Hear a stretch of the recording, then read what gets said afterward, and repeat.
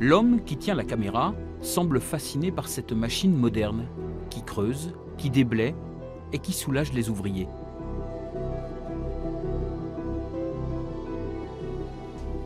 Oui, on voit beaucoup de choses se font à la main.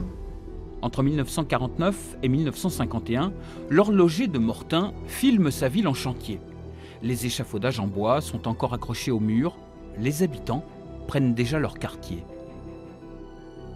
On voit des personnes dans ces images, on voit des gens qui discutent. La vie continue, La vie a repris, la vie continue. Ces bobines constituaient jusqu'ici un petit trésor familial. Une copie est maintenant conservée aux archives départementales de la Manche. Ces images historiques, on va dire patrimoniales au sens classique du terme, sont souvent mêlées à des documents familiaux et les gens n'ont pas du tout conscience de la valeur patrimoniale, historique que cela peut avoir. Et aujourd'hui, nous sommes à la recherche de ce type de documents pour pouvoir travailler sur cette période.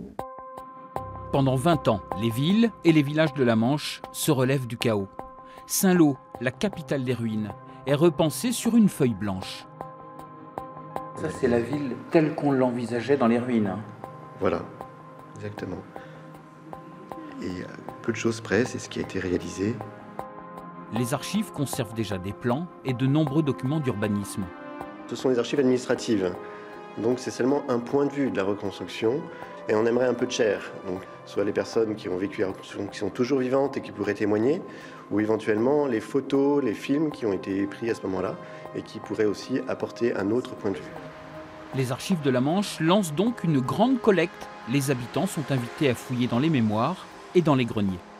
On a un engouement qui n'est pas forcément nouveau, mais en tout cas un engouement grandissant autour de ce patrimoine, qui nous est peut-être livré aussi par rapport à une génération de personnes qui aujourd'hui sont à la retraite, qui étaient enfants à la période de la reconstruction, et qui nous livrent leurs témoignages avec des souvenirs non pas liés aux destructions, mais liés à la vie. Et ça change tout effectivement dans le regard sur cette époque. Cette architecture standardisée a longtemps été décriée, mal aimée.